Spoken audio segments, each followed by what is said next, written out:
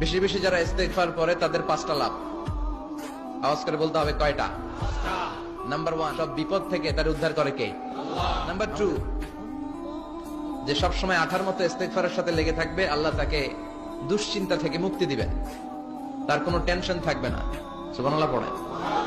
Number 3, ওয়ায়ারযুকহু মিন হাইসু লা ইয়াহতাসিব, এমন জায়গা থেকে আল্লাহ আপনাকে রিজিকের ব্যবস্থা করবে আপনি কল্পনাই করতে পারবেন না। রিজিক দেওয়ার মালিক কে? কেউ যেটা পারে না, পারে কে? 4 নাম্বার, যতক্ষণ ইস্তেগফারের সাথে আঠার মতো লেগে থাকবেন আল্লাহর কোনো শাস্তি আপনার উপর আসবে না।